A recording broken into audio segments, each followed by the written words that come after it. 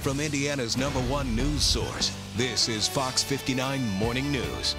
It is 7 o'clock on this Saturday morning, Small Business Saturday. So if you didn't get your shopping done yesterday, today the weather is going to cooperate if you want to go shopping or really whatever you want to do today. Thanks for starting your Saturday here with us. I'm Jessica Hayes. And I'm Zach Myers. Maybe you braved the crowds at the stores yesterday. Maybe you kind of kept your distance a little bit. I tend to wait a little bit longer, but I know there are a lot of deals. You did some shopping yesterday. I did. I did some very precision and focused shopping yesterday. You had a plan. Yeah, I did, and I normally don't do that. I normally just wander around for a long time. I was like, nope, I'm getting this, this, and this. And it wasn't that bad if you didn't mind just walking a ways for parking. Other than that, it was pretty good, but perfect for shopping small today, especially if you're going to be outside, you know, in any of those downtown areas. The weather is going to be great. And we're looking at just a little bit of cloudy skies this morning, but we're already starting to see some clearing in central Indiana. So we have a lot of sunshine on the way today. 45 degrees here in Indy. Our winds have now shifted out of the northwest behind that front. And that's going to draw in a little bit of a cooler air mass, so our temperatures won't be quite as warm later on today. But we are running about 7 to 20 degrees warmer than yesterday morning. 47 in Bloomington, 44 in Shelbyville, even upper 30s in Peru right now. And our winds are going to be pretty breezy out of the northwest today, so that's going to add a bit of a chill to the air. Temperatures, though, still above normal in the lower 50s. Tomorrow looking great as well. All of that coming up. Brittany, thanks a lot. Developing right now, police still investigating after 2 people were found dead in a home on the city's south side. We want to get right to our Alexa Green, who's live in the newsroom. Alexa, you got some new information in from police this morning, specifically about the victims here. Yeah, that's right, Jessica and Zach. We know 2 women are dead this morning. A preliminary police report says those victims are a 28-year-old and a 20-year-old. Now, this all happening last night at a home on Stone Mill Drive. That's near I-65 and Southport Road. Now, that report also says a third party, a 58-year-old man, he was the one that made that 911 call after discovering the 2 inside that home just before 5:30 last night. Now, detectives on the scene said those victims suffered some sort of trauma, but wouldn't say exactly what that was. As of this morning, though, police say they are confident no one else is in danger. But what we can say with certainty is that we aren't looking for anybody. There isn't a lone person out here terrorizing the community, and we do believe that this was isolated and is not random in nature.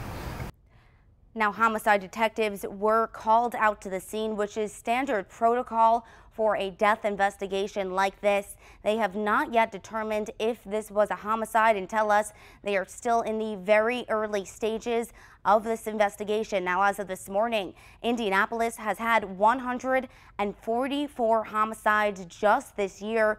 That is 5 shy of last year's all-time record of 149 murders. Again, this death investigation has not been ruled a homicide. Now, we have reached out to police this morning for an update, and we'll bring you the very latest as that becomes available. In the newsroom, Alexa Green, Fox 59 News. New information now on a deadly armed robbery at a Fort Wayne gas station. Fort Wayne police say they found and arrested the man who shot and killed the clerk.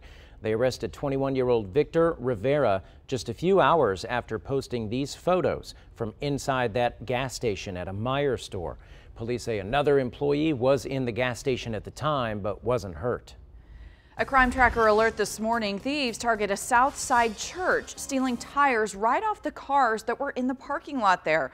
Police say this happened during a service at Southport Presbyterian. Surveillance cameras there were able to capture some images of the thieves who seemed to target large SUVs in the lot. Police say similar incidents have taken place around the area. So now this church says they plan to start having people watch the lot during services, handing out special locking lug nuts. A Carroll County woman is pleading for the return of her best friend's ashes after they were stolen right out of her car. This break-in comes as the Sheriff's Department and Flora Police are investigating several burglaries in that same area. Tracy Bookmiller says she's kept her friend Helen's ashes with her for 18 years. But last week when she got into her car, she realized it had been ransacked and the ashes were gone. For 18 years, I've carried Helen with me everywhere I go. I never thought that something so priceless could be taken from me. Police say they've arrested 4 people for recent burglaries in that area. Tracy said she just wants the ashes back, no questions asked. 3 burglars busted for stealing from a Fortville home, and it's all thanks to a watchful neighbor. Anthony Martin and Felicia Stanley are both facing felony burglary and theft charges now. A third suspect is still on the run. Angie Long is in the process of moving, and since she isn't home most of the time, she asked her next-door neighbor to keep an eye on the place. Well, that neighbor caught those thieves stealing thousands of dollars worth of electronics from her home.